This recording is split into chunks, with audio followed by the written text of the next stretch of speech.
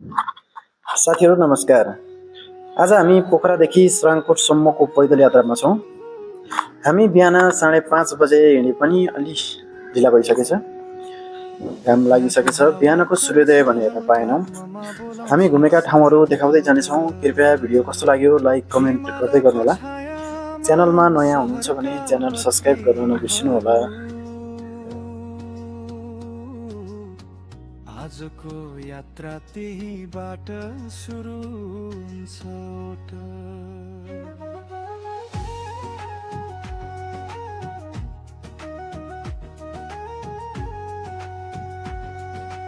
बिहानको 4 बजे निद्रा आधा खुल्दै ब्याकप्याक काँधमा बाइकको चाबी घुम्दै लगे सिधै सहर उठ्दैछ बिस्तारै। हिमाल भने टल्किन थाले जैन अल्छी कहिले। रातको चिसोलाई चिरेर बिहानको बाटोतिर हिँड्दै पोखराको सडक दायाँ बायाँ झिलिमिली मन भन्यो आज सूर्योदय छ जनै पनि नबिर्सी। सराङकोट बोलाउँछ छैन झिकै बोल्छ हावामा सपना तालमा झल्का यात्रा आजैबाट बल्छ।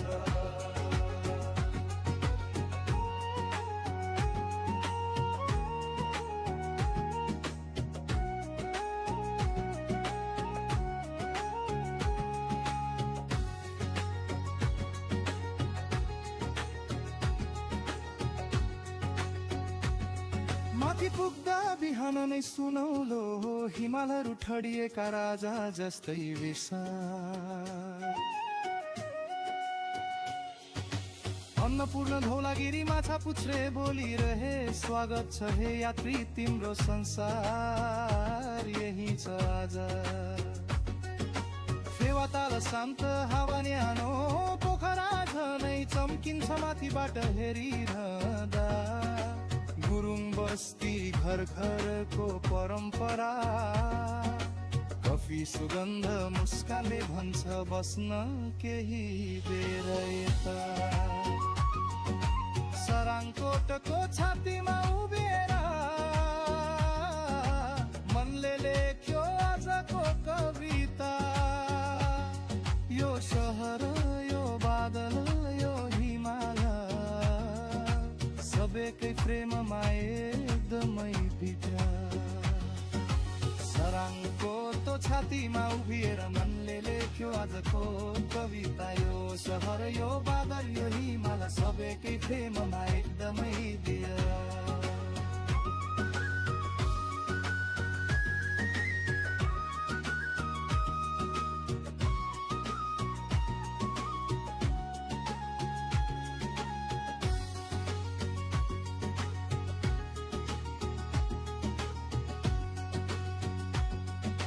लालीमा छरिएको छ आकाशभरि पहाडका टाउकामा आगो जस्तै किरण।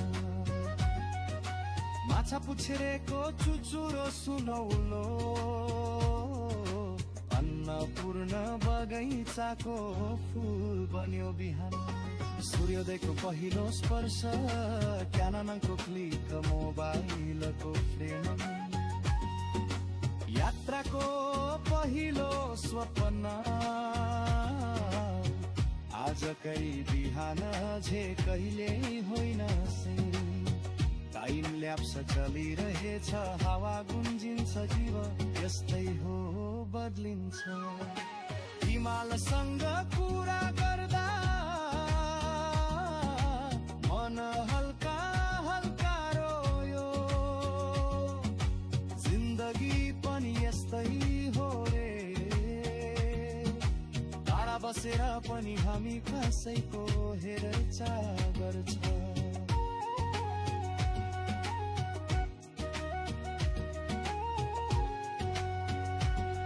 अब छेउमै हावा चल्यो जोरले प्यारा ग्लाइडिङका प्यारा सुट खुल्दै।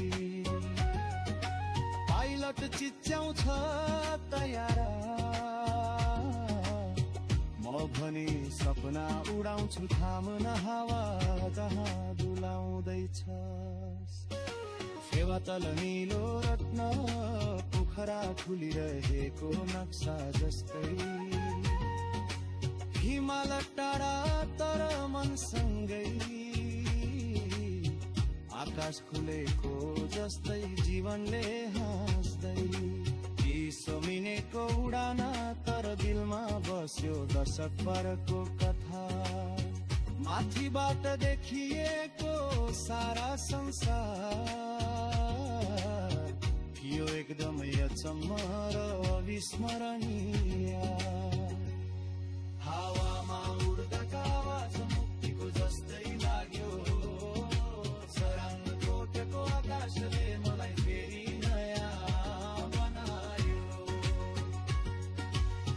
गाउँमा गुरुङ दिदीको चिया साँच्चीकै मिठो मनै भुलाइदिने घरै आगो कुकुरको भुकाई बच्चाहरू भन्छन् हलो फोटो भन्दै परम्परा संस्कृति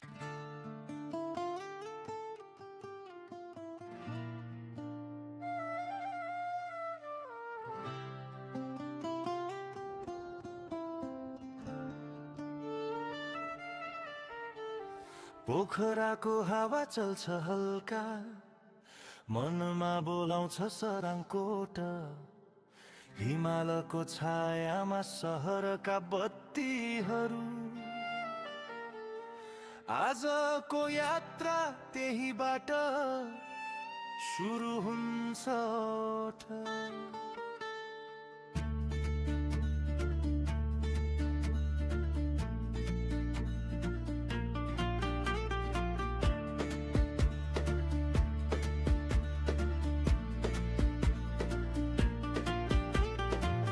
बिहानको 4 बजे निद्रा आधा खुल्दै ब्याग काँधमा बाइकको चाबी घुम्दै लग्या सिधै सहर उठ्दैछ बिस्तारै हिमाल भने टल्किन थाले झैन अल्छी कहिल्यै रातोको चिसोलाई चिरेर बिहानको बाटोतिर हिँड्दै पोखराको सडक दायाँ बायाँ झिलिमिली मन भन्यो आज सूर्योदय छ जनै पनि नबिर्सी सारङकोट बोलाउँछ माछा पुच्छ्रे नजिकै बोल्छ हावामा सपना तालमा झल्का यात्रा ज यहीँबाट खोल्छ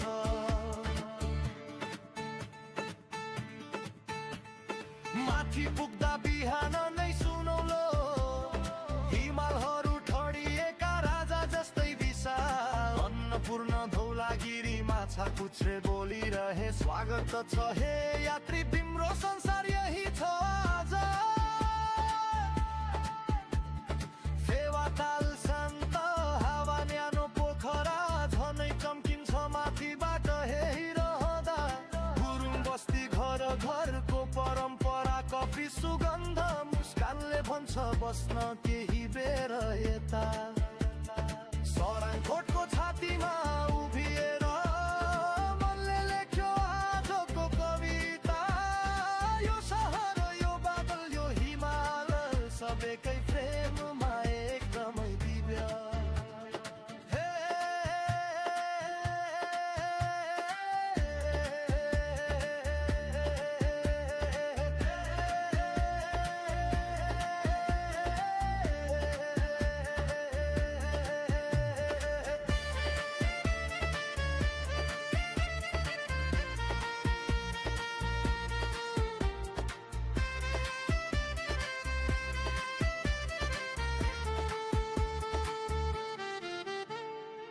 लालीमा छरिएको छ आकाशभरि पहाडका टाउकामा आगो जस्तै किरण माछा पुच्छ्रेको चुचुरो सुनौलो अन्नपूर्ण बगैँचाको फुल बन्यो बिहान सूर्योदयको पहिलो स्पर्श क्यानन प्रतीक मोबाइलको प्रेम यात्राको पहिलो स्वप्न आजकै बिहान झै कहिले होइन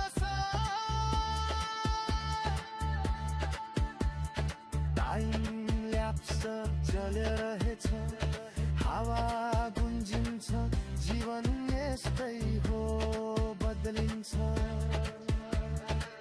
हिमालसँग कुरा गर्दा मन हल्का हल्का रोयो जिन्दगी पनि यस्तै हो रे टाढा बसेर पनि हामी कसैको हेरचाह गर्छ